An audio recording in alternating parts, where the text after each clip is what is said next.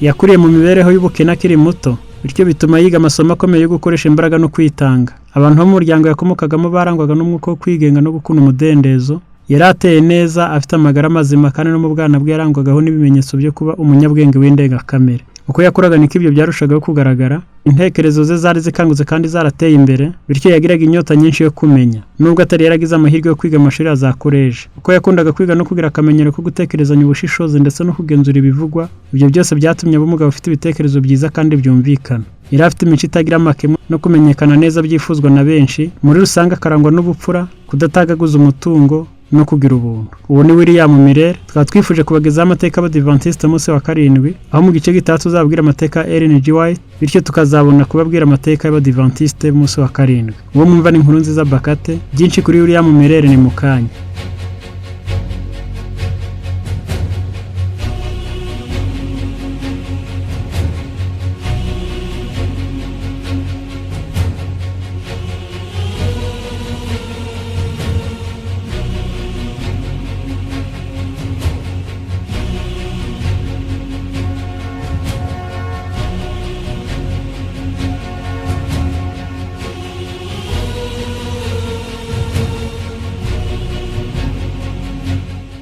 William Miller yavutse ku ya 15 Gashyantare 1782. Avukira i Pittsfield muri Massachusetts. Ababyeyi be ni Captain Miller, wabaye inararibonye mu ihinduramatwara ry'Abanyamerika. Napoli n'umukobwa wa Nathan Phillips. Igihe yari afite imyaka 4, umuryango we wimukiye mu cyaro cya Roehampton muri New York.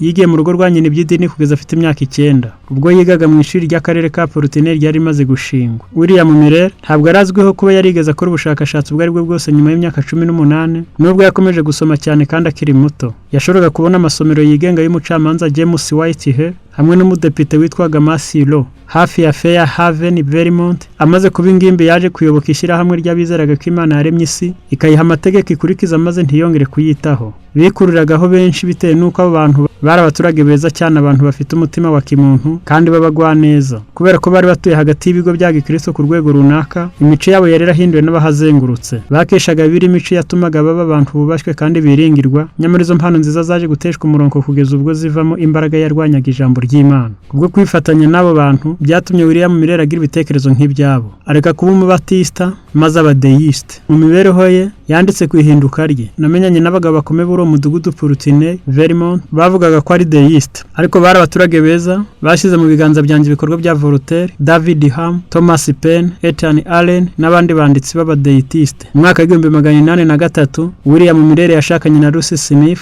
yimukira mu mujyi yavukiyemo wa Portneuf, ari naho yatangiriye guhinga. Igihe yari Portneuf, William Miller yatorewe gukora mu biro bitandukanye bya leta, guhera mu biro bya konseye. Mu mwaka wa 1809 yatorewe kuba umuyobozi wungirije, kandi nyuma yaho yaje gutorerwa kuba umucamanza w'amahoro. William Miller yakoraga mu gisirikare cya Vermont maze ahabwa inshingano yo kuba liyetona ku ya 21 Nyakanga 1810. Yari ameze neza, afite inzu, isambu nibura n'amafarashi 2. Nyuma gato yo kwimukira i Portneuf, intambara yo mu mwaka wa 1812 itangiye, William Miller yakusanyije itsinda ry'abagabo baho maze yerekeza i Burlington muri Vermont. Yimukiye mu mutwe w'abasirikare 30 bo mu ngabo zisanzwe za Amerika, afite ipeta rya liyetona. William Miller yamaze igihe kinini mu ntambara akora akazi ko gushaka binjira mu gisirikare, maze ku ya 1 Gashyantare 1814 azamurwa mu ntera. Yabonye igikorwa cye cya mbere ku rugamba rwa Plattsburgh, aho ingabo z'Abanyamerika zari nyinshi cyane zatsinze Abongereza. Ati, igihome nari ndimo cyagaragayemo amasasu yose, ibisasu bya rocket n'ibisasu bya Sharpey byaguye cyane nk'urubura. Amwe muri ayo masasu menshi yari yaturikiye nko mu birometero 2. Akomeretsa abagabo 3, yica undi,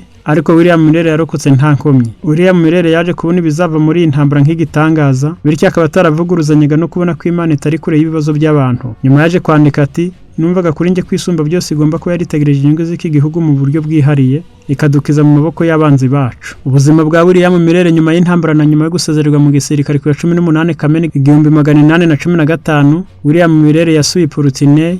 Nyuma gato yo kugaruka ko yimukiye hamwe n'umuryango we basubiye Roehampton, aho yaguze umurima. Ubu ni ahantu h'amateka kandi hakoreshwa na Minisiteri ishinzwe inzu ndangamurage y'Abadiventiste. Muri kiriya gihe cyose William Miller yarahangayikishijwe cyane n'ikibazo cy'urupfu na nyuma y'urupfu. Uku gutekereza ku rupfu rwe bwite rwakurikiranye n'ibyamubayeho nk'umusirikare mu ntambara, ariko kandi n'urupfu rwa se na mushiki we. William Miller yumvaga ko hari inzira ebyiri gusa zishoboka nyuma y'urupfu, kurimbuka no kubabazwa. Nta na kimwe muri icyo cyari kimworoheye. Nyuma gato yo gusubira i Roehampton, William Miller yateye intambwe ndende yo kugarura kwizera kwe kw'Ababatista. Ubwa mbere yagerageje guhuza byombi, ashyigikira ku mugaragaro deism mu gihe kimwe, yitabira kujya mu itorero ry'Ababatista. Ubwo yasabwaga gusoma ikibwirizwa cy'uwo munsi, igihe umwe mu baminisitiri w'ibanze yakundaga kubura ku cyumweru. Uruhare rwe rwarahindutse mu kwiyemeza ubwo yasomaga ikibwirizwa ku nshingano z'ababyeyi, maze umwuka w'Imana mwinjiramo arandika ati: gutekereza ibyo kurimbuka burundu byanteraga ubwoba ngahinda umushyitsi, kandi gutekereza kuzabazwa ibyo umuntu yakoze byanyerekaga ko bizarimbuza abantu bose. Ijuru ryari imbere nk'umuringa hejuru y'umutwe wanjye, kandi isi yari imbere nk'icyuma munsi y'ibirenge byanjye. Guhoraho iteka byari iki? Kuki urupfu rwariho?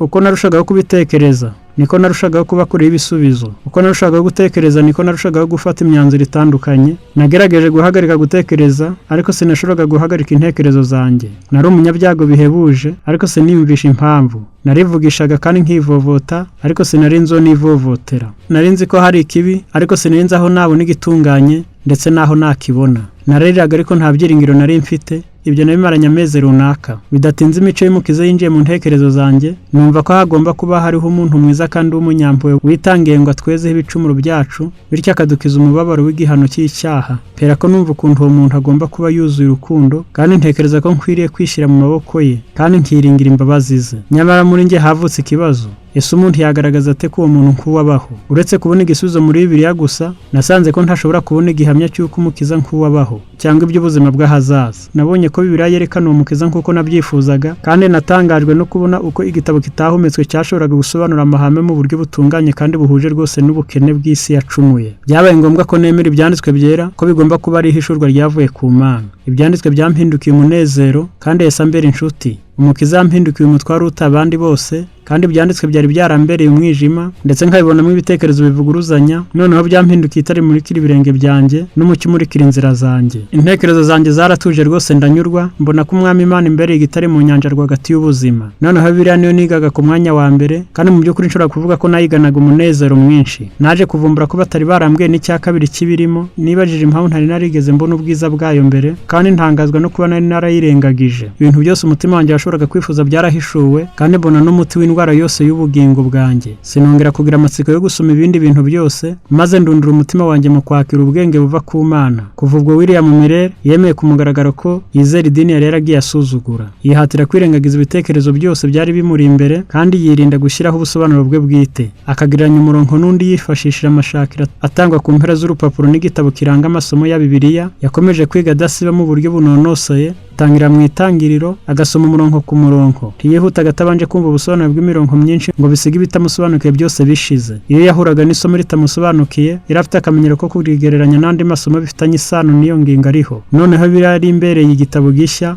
yari ibayeho ubwenge buhagirizwa. Ibyahoze ari umwijima amayobera kuri njye mu byo Bibiliya yigisha byari byamaze gutamuruka mu ntekerezo zanjye, mbere y'uko umucyo urabagirana urasa uturuka mu mpapuro zayo zera. Ibyavuguruzanyaga n'ibitarumvikanaga najyaga mbona mbere mu ijambo ry'Imana byarashize. Ashingiye ku mibare ya gihanuzi cyane nko muri Daniel 8:14, bizageza ku minsi 2300 uko bukeye bukiranye mu buturo bwera buzabone kwezwa. Akurikirana kwiga ubwo buhanuzi abifitiye umwete cyane, ntiyakoresha amanywa gusa, ahubwo agakoresha n'amajoro yose. William Miller yibwiraga ko kwezwa k'ubuturo bwera byagereranyaga isi izezwa n'umuriro mu gihe cyo kugaruka kwa Kristo bwa kabiri. Byongeye kandi William Miller yemeje ko igihe cy'iminsi 2300 cyatangiye mu mwaka wa 457 mbere ya Kristo, n'itegeko ryo kubaka Yerusalemu na Artazerusi wa mbere w'Ubuperisi. Kubara byaroroshye, noneho byerekanaga ko igihe kizarangira mu mwaka wa 1843. William Miller yaranditse ati: "Nageze ku mwanzuro ukomeye ko mu myaka nka 25 uhereye icyo gihe cyo mu mwaka wa 1818 ibibazo byose bya leta yacu ubu byari kurangira."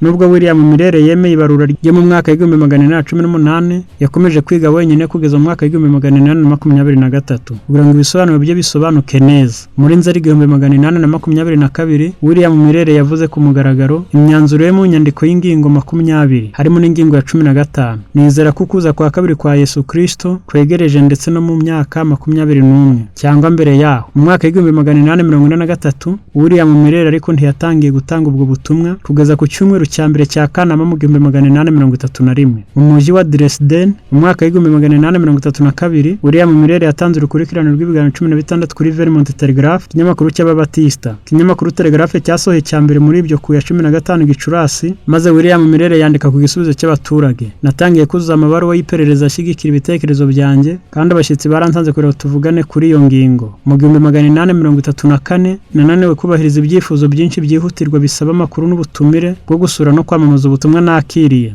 William Miller yasohoye inshamake y'inyigisho ze mu gice cy'impapuro 64 gifite umutwe ugira uti ibimenyetso n'amateka byo kugaruka kwa Yesu bwa kabiri. Mu mwaka w'igihumbi 1844 ingingo nyamukuru y'imbonerahamwe yerekana kuza kwa Kristo bwa kabiri mu mwaka w'igihumbi 1843. Uhera mu mwaka w'igihumbi 1840 William Miller yarahindutse abumubwiriza butumwa w'ikirangirire. William Miller ntabwo yigeze ashyiraho itariki nyayo yo gutegereza kuza kwa kabiri. Icyakora mu gusubiza ibyifuzo byabo yagabanyije igihe kugeza igihe runaka mu mwaka w'Abayahudi guhera mu mwaka wa Geregwari 1843. Agira ati amahame yanjye muri make ni uko Yesu Kristo azagaruka kuri iyi si gutunganya, kweza no kwigarurira buri kimwe hamwe n'abera bose. Hagati y'igihe cyo ku ya 21 Werurwe 1843 cyangwa se muri Werurwe ku itariki 21 1844, ku ya 21 Werurwe 1844 cyarangiye nta kibaye. Ibyo bituma haboneka ibindi biganiro n'ubushakashatsi bituma bashyiraho indi tariki nshya, maze ku ya 18 Mata 1844 ishingiye kuri kalendari y'Abayahudi b'Abakarayite bitandukanye na kalendari y'Abarabi, kimwe n'itariki yabanjirije ku ya 18 Mata yarangiye atagarutse. William Miller yashubije ku mugaragaro ati ndatuye ikosa ryanjye kandi nemera ko natengushye, nyamara ndacyizera ko umunsi w'Uwiteka wigereje ndetse ugeze ku rugi. Muri Kanama 1844 mu nama yabereye muri leta ya New Hampshire, Samuel Snow yerekanye ubutumwa bwamenyekanye nk'ubutumwa bw'inkubiri y'ukwezi kwa karindwi cyangwa urusaku rwa mu gicuku. Mu kiganiro gishingiye ku myandikire y'ibyanditswe, Snow yerekanye umwanzuro we akomeje gushingira ku buhanuzi bw'iminsi 2300 muri Daniel 8:14 ko Kristo azagaruka umunsi wa 10 w'ukwezi kwa karindwi. Nanone ushingiye ahanini kuri kalendari y'Abayahudi b'Abakarayite, iyi tariki yemeje ko bizaba ari tariki 22 Ukwakira 1844 kuri kalendari ya Geregwari. Nyuma yo gutengwa gukomeye kwa William Miller, benshi baretse imyizerere yabo, ibitekerezo n'ibisobanuro byariyongereye. William Miller yabanje gutekereza ko kuza kwa kabiri kwa Kristo kugikomeje kubaho, ko umwaka wo gutegereza ukurikije ubuhanuzi hashobora kuba hari ikosa ryakozwe muri koronoloji ya Bibiliya ryakomotse ku bantu.